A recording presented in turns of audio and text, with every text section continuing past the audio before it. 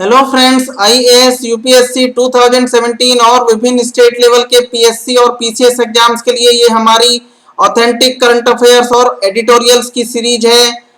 आज की डेट है 30 अगस्त 2016, 30 अगस्त 2016 और द हिंदू का ये एडिटोरियल है। हेडिंग है इसरोज स्क्रैमजेट ऑन कोर्स। आइए पहले हम इस एडिटोरियल से गो थ्रू होते हैं और इसके अंदर जो टिपिकल वर्ड आएंगे उनको वोकैबुलरी के लिए हाईलाइट करके उनका मीनिंग जानेंगे और इसके बाद इसको हिंदी में समझेंगे। The Indian space research organisation joined an elite club when on Sunday it successfully launched a rocket using a scramjet engine that was developed indigenously. That is ISRO's major step towards developing an air-breathing propulsion system. The scramjet engine functioned for around 6 seconds. There are many reasons why the use of a scramjet engine is so attractive. A scramjet engine uses oxygen present in the atmospheric air to burn the hydrogen fuel. As a result, the amount of oxygen required to be carried on board as a result, the amount of oxygen required to be carried on board would be reduced considerably as atmospheric oxygen is utilized to burn the fuel in the first stage. In general, propellant accounts for nearly 85% of the weight of a rocket and oxygen accounts for nearly 60% of the weight of the propellant. Scramjet powered rockets also have several times greater thrust compared with rockets powered by liquid fuel or even cryogenic fuel. Since about half of the propellant is required for the first stage to achieve the required velocity, a rocket using a scramjet engine would be significantly lighter and smaller and therefore cheaper. Alternatively, rockets fired by a scramjet engine will be able to carry more payload. Sunday's test flight, which attained 6 times the speed of sound, that is Mach 6, and was able to achieve ignition and maintain stable combustion even at such high velocity for about 6 seconds, is a big technological achievement. This is akin to lighting a matchstick in a hurricane condition and sustaining the flame for 6 seconds. The air intake mechanism and fuel injection systems were also successfully demonstrated during the maiden test flight. Since it relies on oxygen present in the atmosphere, the trajectories of scramjet engine powered rockets are vastly different from conventional ones. Rockets with scramjet engines should remain in the atmosphere for a longer period than normal rockets. Typically, scramjet rockets climb to a certain altitude and remain in the atmosphere for as long as possible to achieve the required velocity. It will take many years before a commercial rocket powered by a scramjet engine takes to the sky, as there are several challenges to be overcome. One challenge will be to test the engine at higher Mach speeds and prolong the period of combustion. Since the scramjet comes into play only when the rocket goes beyond Mach 5, an engine that initially works at subsonic speed as a ramjet and later as a scramjet has to be developed. But as in the case of the successful test flights of a reusable vehicle, the first experimental flight using a scramjet engine is a technological demonstration of ISRO's capability and will go a long way in redefining its position as one of the leading space agencies in the world. आइए अब इसको समझते हैं। The Hindu का ये जो editorial है बड़ा ज्ञानवर्धक है, बड़ा रोचक है। इसके अंदर सम्माननीय संपादक महोदय ने इस पूरी उपलब्धि का जो व्यवहारिक तुलना की है वो की है कि जैसे आप एक माचिस की तीली जलाएं और उसको हरिकेन जितनी तेज हवा में, हरिकेन एक चक्रवात का नाम है, तो किसी चक्रवात के माहौल में आप एक चक्रवात आपके चारों तरफ चल रहा हो, उस समय आप एक माचिस की तीली जलाएं और उसको 6 सेकंड तक बुझने न दें। तो यही इस एक्सपेरिमेंट की सक्सेसफुल होने की जो ब्यूटी है वो यही है। 6 सेकंड तक जो है मैक 6 की स्पीड पर चलते हुए एक रॉकेट में जो इग्निशन हुआ वो इग्निशन पूरी तरीके से सफल रहा। 6 सेकंड तक वो अपने आप को फ्लेम को बरकरार रखा, उसमें कोई व्यवधान नहीं पैदा हुआ। यही इसमें इसरो की टेक्नोलॉजी की जो उन्नत टेक्नोलॉजी की श्रेष्ठता है, इसरो की तकनीकी श्रेष्ठता जो है उसका यही प्रमाण है। आइए इसको थोड़ा और एलोबरेटली डिस्कस करते हैं। इंडियन स्पेस रिसर्च ऑर्गेनाइजेशन ने एलीट क्लास के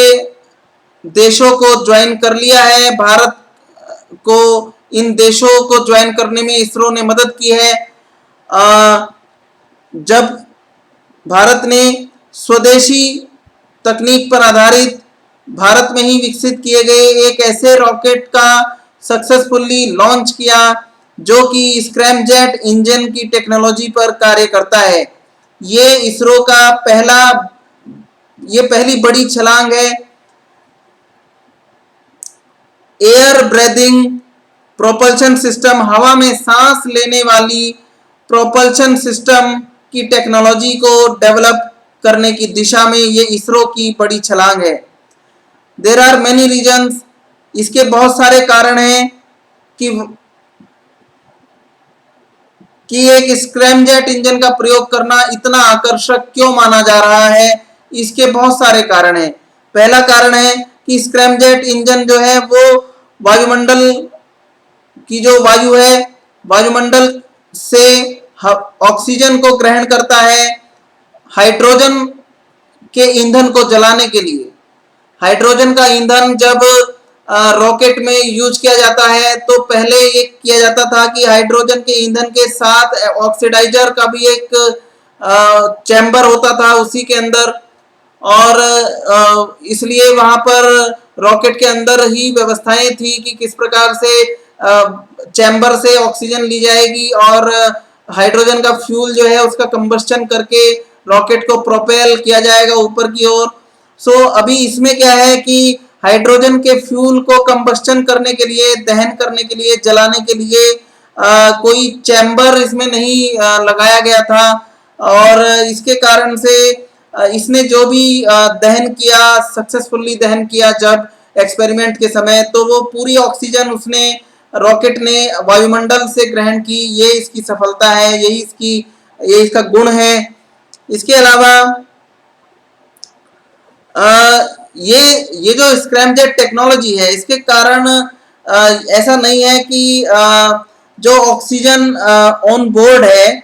ऑक्सीजन जो ऑन बोर्ड ले जाई जाती है, यानी कि जिसकी व्यवस्था रॉकेट के अंदर ही की जाती है ले जाए जाने की, तो ऐसा नहीं कि वो शून्य मात्रा में ले जाई जाएगी। किसी प्रकार के, आप ये समझिए, किसी भी प्रकार की इमरजेंसी की कंडीशन पैदा होने पर, आपातकालीन स्थिति पैदा होने पर, कोई अचानक कोई किसी तंत्र या किसी व्यवस्था के और किसी युक्ति के काम न करने की स्थिति में उस ऐसी आपातकालीन स्थिति को संभालने के लिए उसमें थोड़ी बहुत ऑक्सीजन चैम्बर में रहेगी जरूर, जो ले जाई जाएगी ऑन बोर्ड, लेकिन फिर भी उसकी मात्रा इतनी ज़्यादा घट जाएगी, उसकी आवश्यकता बहुत थोड़ी मात्रा में ले जाने, ऑन बोर्ड जो है आप बहुत थोड़ी मात्रा में ले जाकर भी पूरे एक्सपेरिमेंट को सफलतापूर्वक कर पाएंगे यदि आप स्क्रैमजेट इंजन का प्रयोग करते हैं। अगली बात है कि जो स्क्रैमजेट इंजन है उसमें ये मात्रा कम होने से सीधी बात है कि स्क्रैमजेट इंजन के वजन पर इसका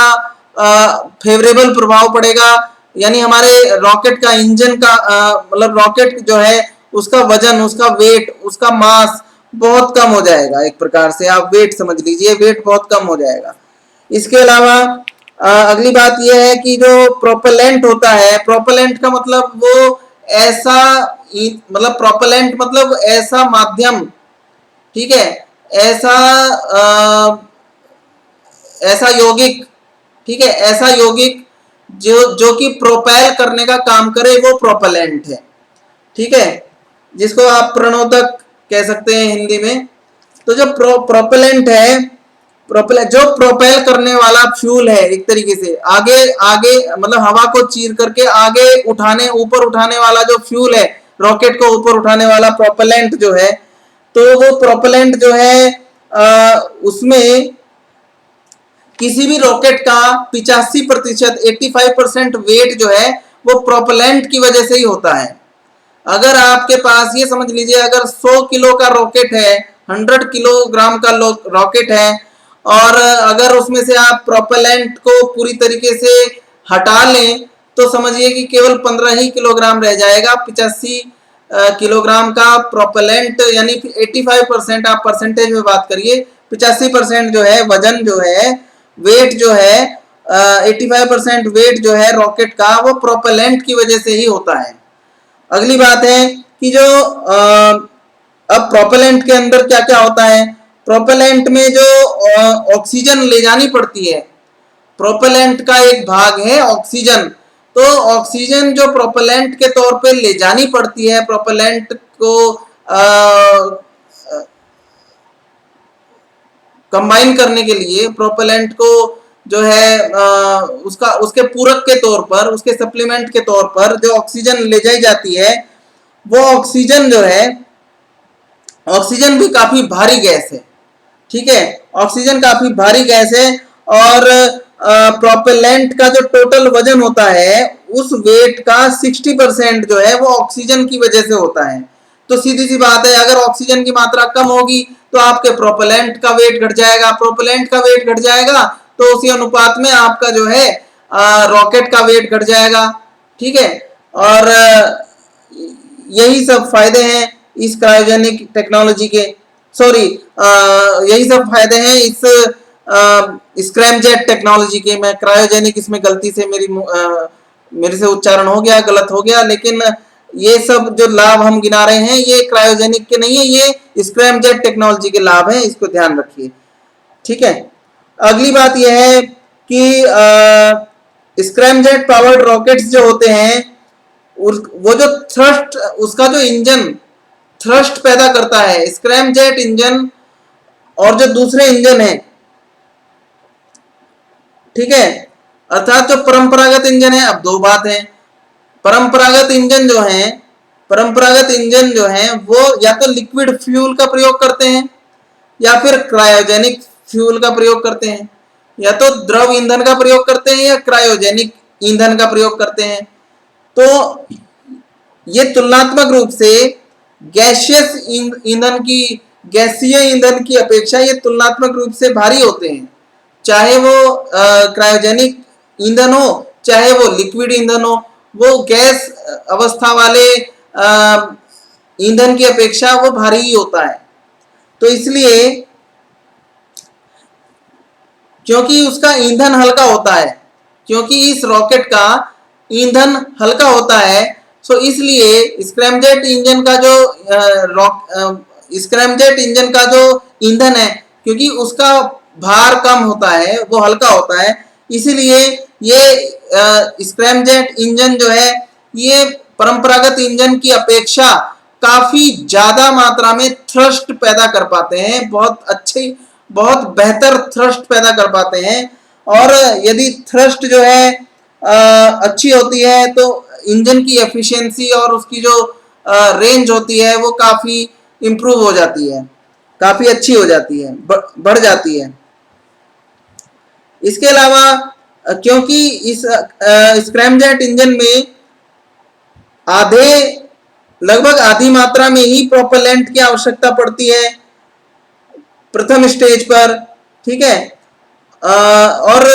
ये जो प्रोपेलेंट है, प्रोपेलेंट का कार्य होता है आपके ये रॉकेट को एक रिक्वायर्ड वेलोसिटी, जो इच्छित वेग है, इच्छित वेग तक जल्दी से ले जाना, ये प्रोपेलेंट का काम होता है। तो जो हमारा स्क्रैमजेट इंजन के साथ रॉकेट होता है, स्क्रैमजेट इंजन को प्रयोग में लाने वाला रॉकेट जो है वो काफी ज्यादा हल्का होता है और काफी ज्यादा छोटा भी होता है और इसलिए काफी ज्यादा सस्ता भी पड़ता है, ठीक है। और alternatively rockets fired by scramjet engine will be able to carry more payload. और क्योंकि इंजन इसका जो इंजन का भी अपना वजन कम है, रॉकेट का भी अपना वजन, खुद का वजन कम है, तो इसलिए इस पर जो पेलोड है, पेलोड का अर्थ है बहुत सारे ऐसी वस्तुएं, बहुत सारे ऐसे कंपोनेंट्स, ऐसे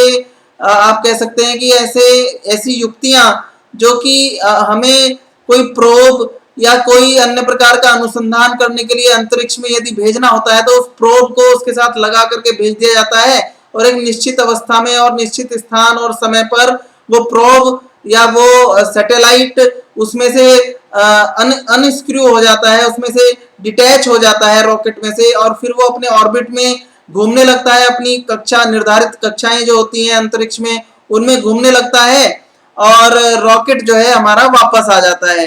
तो इस प्रकार से जो यान होते हैं प्रक्षेपण यान, वो इस तरह का काम करते हैं। तो इसलिए जो पेलोड है वो ज्यादा भारी मात्रा में और ज्यादा बड़ी संख्या में पेलोड भेजना संभव हो पाएगा यदि हमारा रॉकेट और उसका इंजन वेट में हल्का होगा, ठीक है। अब जो ये टेस्ट हुआ है संडे के दिन, इसने अटेन किया, इसने प्राप्त किया है ध्वनि के वेग से भी 6 गुना वेग, ठीक है। इसको मैक 6 कहा गया है, इस गुण को, इस प्रॉपर्टी को, कि जिस रॉकेट का वेग जो है वो ध्वनि के वेग से 6 गुना ज्यादा होता है उसको मैक 6 कहा गया है।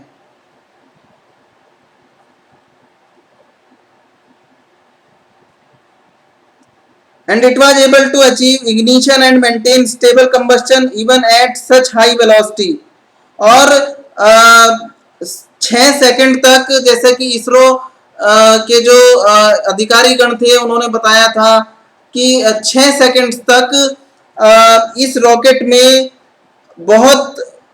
यानी कि ध्वनि के वेग से 6 गुनी स्पीड पर चलते हुए, 6 गुनी ज्यादा वेलोसिटी पर चलते हुए, इतनी ज्यादा तेज गति से चलते हुए इस रॉकेट में स्टेबल कंबस्टन, स्टेबल फ्लेम्स जो है, स्थायी लपटे, स्थायी कंबस्टन जो है वो चलता रहा पूरे 6 सेकंड तक और उसमें कोई बाधा नहीं आई। ये काफी अच्छी उपलब्धि है, इस टेक्नोलॉजी की श्रेष्ठता को, इसकी श्रेष्ठता को ये दर्शाता है। अगली बात है कि ये एयर इनटेक जो है, इसमें जो दो चीजों का प्रदर्शन और किया गया था वो ये है कि एयर इनटेक मैकेनिज्म, हवा को अंदर लेने का, यानी कि ऑक्सीजन को इनटेक लेने का, ऑक्सीजन को इनहेल करने का जो मैकेनिज्म है उसका भी सक्सेसफुल प्रदर्शन इस एक्सपेरिमेंट में किया गया है, वो सफल रहा है। और इसके अलावा फ्यूल इंजेक्शन सिस्टम, जब हमने पिछली वीडियो में न्यूज पढ़ी थी द हिंदू की, जो फ्रंट पेज की न्यूज थी इसके संबंध में, इसरो की इस फ्लाइट के बारे में, तो उसमें कहा गया था कि एक ओपनिंग खोली गई कुछ सेकंड्स के लिए, कुछ माइक्रो सेकंड्स के लिए, कुछ थोड़े से समय के लिए, और उस ओपनिंग में से फ्यूल इंजेक्ट किया गया, 6 सेकंड्स तक फ्यूल इंजेक्ट किया गया और वो बर्निंग शुरू हुई और वो बर्निंग के बाद जो फ्लेम्स हैं वो सस्टेन करती रही पूरे 6 सेकंड तक, वो उनमें कोई बाधा नहीं आई। तो ये इस प्रकार की चीज है कि ना सिर्फ ऑक्सीजन इनहेल करने का एक्सपेरिमेंट करके दिखाया गया है, बल्कि फ्यूल इंजेक्ट करने का भी एक्सपेरिमेंट करके देखा गया है और वो सफल रहा है। इसके अलावा तो यही वो दो एक्सपेरिमेंट्स हैं जो कि करके दिखाए गए हैं और वो सफल रहे हैं। और इसके अलावा ये भरोसे मतलब ये निर्भर करता है ऑक्सीजन उस ऑक्सीजन पर निर्भर करता है जो कि वायुमंडल में उपस्थित रहती है। तो इसलिए देखिए, अब सीधी सी बात है, एक बात और यहाँ पर टेक्निकल क्वेश्चन आता है कि भाई जो आपके ये स्क्रैमजेट इंजन है, इनका जो ट्रेजेक्ट्री है, इनका जो प्रक्षेपण पथ है, वो प्रक्षेपण पथ क्या अन्य परंपरागत जो क्रायोजेनिक इंजन हैं या फिर जो दूसरे इंजन हम प्रयोग करते हैं, क्या उनके प्रक्षेपण पथ जैसा ही, क्या उनकी ट्रेजेक्ट्री जैसा ही इसका भी रास्ता है, क्या इसका भी पथ वैसे ही आकार का है? तो नहीं, ऐसा नहीं है। इसका पथ जो है दूसरे परंपरागत इंजन की अपेक्षा अलग प्रकार का है, इसकी ट्रेजेक्ट्रीज अलग प्रकार की हैं, क्योंकि अन्य जो हैं वो तो परंपरागत सिद्धांत पर काम करते हैं कि ऑक्सीजन चैम्बर जो है वो साथ ही होगा, फ्यूल वाले चैम्बर के साथ ही ऑक्सीजन चैम्बर होगा और उस पर एक लिमिटेड मात्रा में पेलोड ले जाया जा सकेगा, उसमें काफी वजन होता है। क्योंकि सीधी सी बात है, ट्रेजेक्ट्री जो डिपेंड करती हैं, ट्रेजेक्ट्री डिपेंड करती हैं, जो प्रक्षेपण पथ डिपेंड करता है वो भार पर डिपेंड करेगा, आरंभिक वेग पर डिपेंड करेगा, उसके थ्रस्ट पर थ्रस्ट कितना वो ले पाता है उस पर डिपेंड करेगा। तो इन सब चीजों पर आपका ये ट्रेजेक्ट्री डिपेंड करती है। ठीक है, इसके बाद हम इसमें देखते हैं जो एडिटोरियल में उल्लेख किया गया है कि इसका जो सिद्धांत है स्क्रैमजेट इंजन का वो क्या है। लाइए उसको डिस्कस करते हैं बहुत शॉर्ट में, जो कि पूरी तरीके से द हिंदू में लिखा गया है, उसको पूरी तरह से एक्सप्लेन कर देते हैं।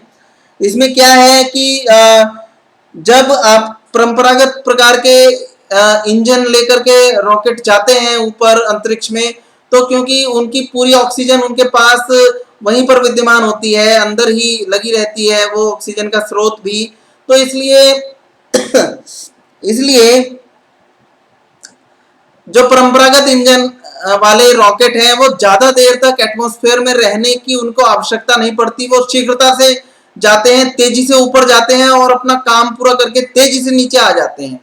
तेजी से ऊपर जाने और तेजी से नीचे आने अर्थात कम समय तक वायुमंडल में रहने का एक कारण ये भी है क्योंकि बहुत सब महंगा सब पूरा जो सिस्टम लगा होता है काफी एक्सपेंसिव होता है, इसलिए और ऑक्सीजन जो है वो काफी एक्सपेंसिव पड़ती है चैम्बर में भर करके भेजने के लिए, तो इसलिए वो जल्दी जाना और जल्दी आना ये उसकी कॉस्ट को भी ऑप्टिमाइज करने के लिए ये तरीका इसलिए अपनाया जाता है, जल्दी भेजने वाला, जल्दी तीव्रता से भेजने, तीव्रता से ऊपर जाना और तीव्रता से ही नीचे आना, इस प्रकार का, क्योंकि कॉस्ट को भी ऑप्टिमाइज करना होता है। लेकिन इस प्रकार के स्क्रैमजेट इंजन में क्या होता है, इसको काफी लंबे समय तक, काफी ज्यादा लंबे समय तक इसको पृथ्वी के वायुमंडल में रहना पड़ता है। ठीक है, नॉर्मल रॉकेट्स की तुलना में काफी ज्यादा लंबे समय तक ये पृथ्वी के वायुमंडल में इसको रहना पड़ता है, क्योंकि सीधी सी बात समझ लीजिए कि पृथ्वी के वायुमंडल में इस स्क्रैमजेट रॉकेट को एक निश्चित एल्टीट्यूड, एक निश्चित अक्षांश को प्राप्त करना होता है, एक निश्चित एल्टीट्यूड पर ऊपर की दिशा में स्थित होना पड़ता है, जाना पड़ता है उस एल्टीट्यूड तक, और जब तक जितना जितना अधिक से अधिक समय तक संभव हो उतना अधिक से अधिक समय तक इसको एटमॉस्फेयर में रहना पड़ता है ताकि एक सुनिश्चित वेग जो है ये प्राप्त कर सके। इसके अलावा इसमें जो कॉमर्शियल रॉकेट है अभी उसको डेवलप होने में काफी वर्ष लगेंगे, दशकों 8-10 साल का समय लग जाएगा। स्क्रैमजेट इंजन जो है वो